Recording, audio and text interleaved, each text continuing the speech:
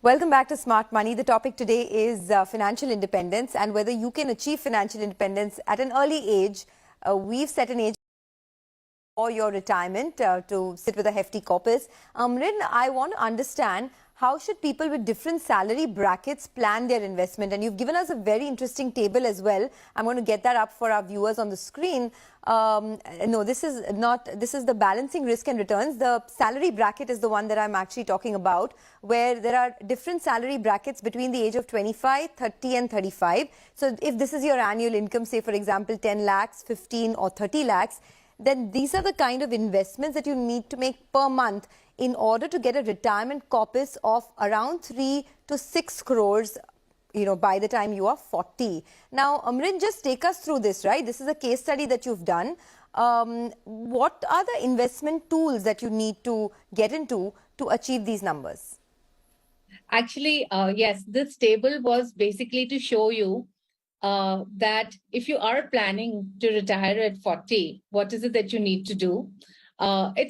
It's a little difficult, honestly, because what is very important is to look at, for example, if you are 30 today, and what's your net income post-tax, of course, and we've assumed certain expenses based on loans and, of course, your expenses. And so if you look at it, the person is saving around 47,000 per month, whereas the amount to be invested is around 2 lakhs because the retirement corpus is in the range of about 4 crores and odd, right? Of course, we've also taken into account the fact that the person would have EPF that's already there. So keeping that in mind, those are the sort of numbers that we are really looking at. And it's not an easy thing to really do this. I mean, there is always going to be a gap between your saving and between what you're really expected to save. So I think, also going back to the previous table that I had shared, that it is very important in this case to actually invest aggressively in equities. So normally what happens is that people tend to be very conservative. They tend to just stick on to the employee provident fund or safer investment that's giving you a fixed return, but do not consider equity investments for retirement, or even if the equity investment is considered, it's considered in a very, very low allocation.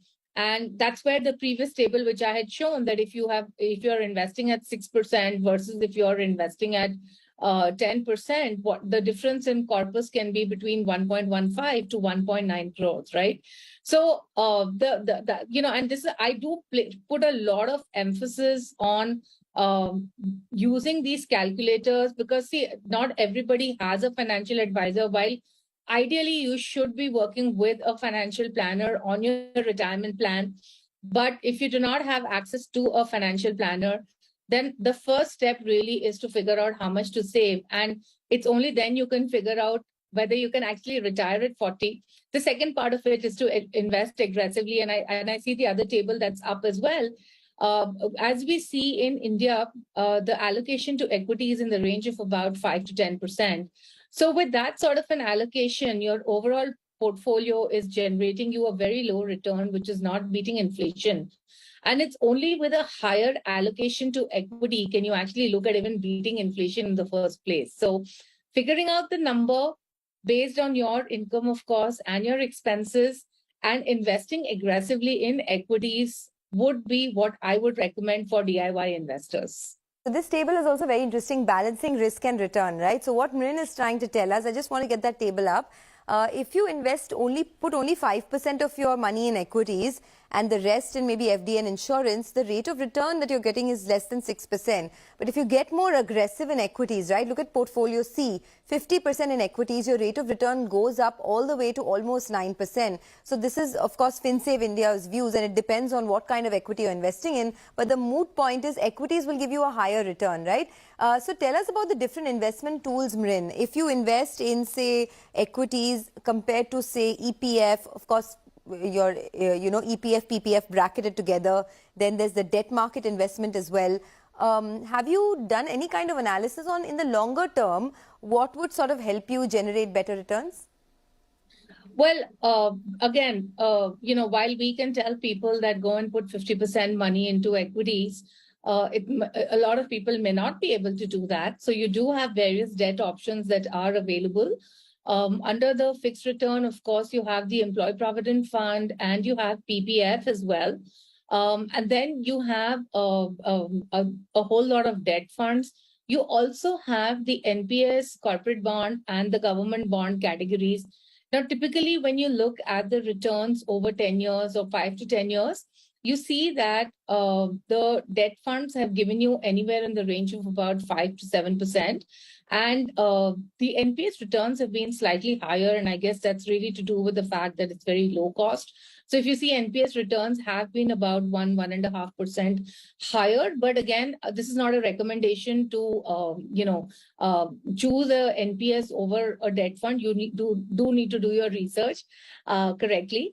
Now, when we look at the equity options, I think there are only two options. One is equity funds and the other is NPS. I do not recommend stocks because I don't believe that most individuals can really figure out what stocks to hold for the long term.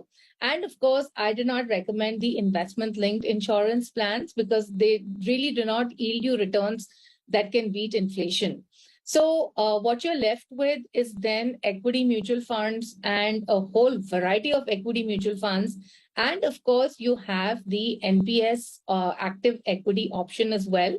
I do recommend NPS for people who find it very difficult to figure out which fund to buy when, do I hold it till my retirement? And for people who are very confused about all of this, I think NPS is a great product because you just have to invest. They're going to take care about where to invest. And the money is logged in till the age of 60. So that also makes you very disciplined. Sure. The only thing that you have to keep in mind with NPS is that at the age of 60, only 60% of the money comes tax-free and 40% gets invested into an annuity. So you need to be fine with that because annuity is going to be taxable as well. So I think the trade-off between equity fund and NPS is really, do I want the regular pension? Or do I want more flexibility where I choose the investments, I choose the funds, and I have the ability to exit when I want to? Okay, I'm glad you brought out this topic about, the EPF and the different kind of investment tools because we have a financial tip of the week for our viewers. Here are 5 reasons why the Public Provident Fund or PPF is a good investment tool. So let's tell you a little bit about that. The Public Provident Fund is completely safe as it is backed by the Government of India. So that's one reason to invest. It's a low-risk investment with guaranteed returns. It is a tax-saving tool because the amount invested, the interest earned and the overall maturity amount are all tax-free. After saving for 3 years in a PPF account, you can also avail a loan against your invested amount. So that's another reason. And finally, you can start investing in a PPF account with a minimum of 500 to about maximum of 1.5 lakhs a year. So you don't need to have a lump sum amount to have a PPF account. So that's just a financial health tip of the week. And we thought, we'll just bring it to our viewers since this is a financial literacy show. But finally then, I just want to get a comment from you, Mrin. Some queries coming in on since investing in index funds is highly advised these days. Can you give us 2 or 3 index funds that one can look at? Well, I like the ICICI Nifty Index Fund and the UTI Nifty Index Fund, both being Nifty 50 funds. I also like the ICICI Next 50 Index Fund. And I think on the mid-cap 150, one can look at Motilal Oswal. Okay, that was pretty quick. Thanks a lot to both of you, Mrin and Dilshad, for joining us on this special episode of Smart Money where we talk about financial independence. With that, it is a wrap on this edition. Thanks a lot for watching.